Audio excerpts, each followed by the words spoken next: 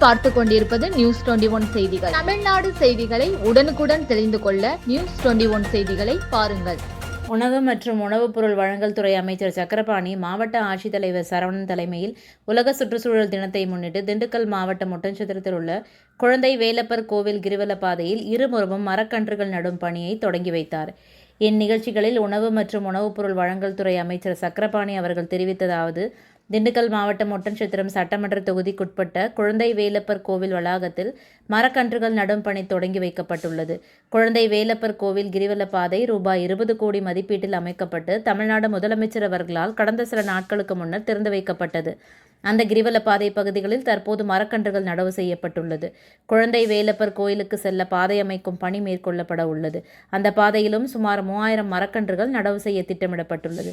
திண்டுக்கல் மாவட்டத்தில் மரக்கன்றுகள் தொடர்ந்து நடவு செய்யப்பட்டு வருகின்றன. ஒட்டன்சத்திரம் சட்டமன்ற தொகுதிக்கு இடையக்கோட்டை பகுதியில் 2022ஆம் ஆண்டு 117 ஏக்கர் பரப்பளவில் 6.40 லட்சம் மரக்கன்றுகள் நடவு செய்து உலக சாதனை படைக்கப்பட்டது. அதனைத் தொடர்ந்து 40 ஏக்கர் பரப்பளவில் மரக்கன்றுகள் நடவு செய்யப்பட்டன. மேலும் இந்து சமய அறநிலைத்துறைக்கு சொந்தமான 1000 ஏக்கரில் தமிழ்நாடு வேளாண்மை துறை சார்பில் மரக்கன்றுகள் நடப்பட்டு வருகின்றன.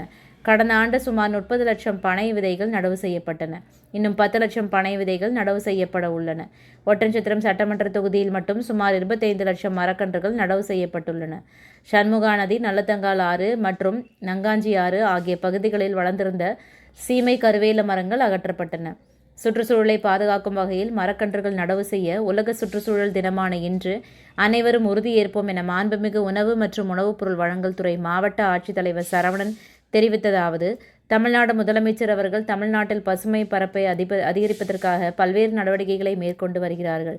அந்த வகையில் உலக சுற்றுச்சூழல் தினமான காடுகள் பரப்பை அதிகப்படுத்தவும் சுற்றுச்சூழல் குறித்து விழிப்புணர்வு ஏற்படுத்தும் வகையில் சென்னையில் மரக்கன்றுகள் நடும் பணிகளை தொடங்கி வைத்துள்ளார்கள். இயற்கை நமது மிகவும் முக்கியம். இயற்கை வளங்களை பாதுகாப்பது அனைவரது கடமையாகும். வருங்கால சந்ததியினர் ஆரோக்கியமாக வாழ்வதற்கு சுற்றுச்சூழலை பாதுகாப்பது அவசியமானது. இது குறித்து பொதுமக்கள், மாணவ மாணவிகளிடையே விழிப்புணர்வு ஏற்படுத்துவதற்காக ஓராண்டுக்கு திட்டமிடப்பட்டு விழிப்புணர்வு நடவடிக்கைகள் மேற்கொள்ளப்பட்டு வருகின்றன.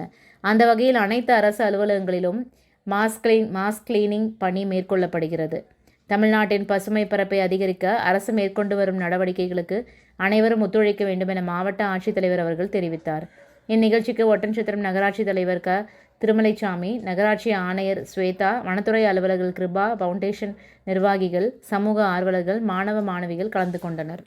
ராணிப்பேட்டை மாவட்டம் ஆற்காடு பேருந்து நிலையத்தில் மாதந்தோறும் பௌர்ணமி அன்று அன்னதானம் வழங்கி வரும் Sri Jothilingeswarar சிவனடியா Seva public charitable trust பல்வேறு ஆன்மீக பணிகள்: பள்ளி மாணவ மாணவிகளுக்கு உதவி செய்தல், மரம் நடுதல், இரத்த தான முகாம் நடத்துதல், மருத்துவ முகாம் நடத்துதல், துப்புரவு பணியாளர்களுக்கு நலத்திட்ட உதவிகள் வழங்குதல் போன்ற எண்ணற்ற பொது சேவை பணிகளை செய்து வருகின்றனர். இதில் உதவி செய்ய விருப்பமுள்ளவர்கள் தொடர்பு கொள்ளவும். நிறுவன தலைவர் ஜெய் மாருதி சரவணன், எண் 3, ராஜ முதலியார் தெரு, ஆற்காடு, ராணிப்பேட்டை மாவட்டம்.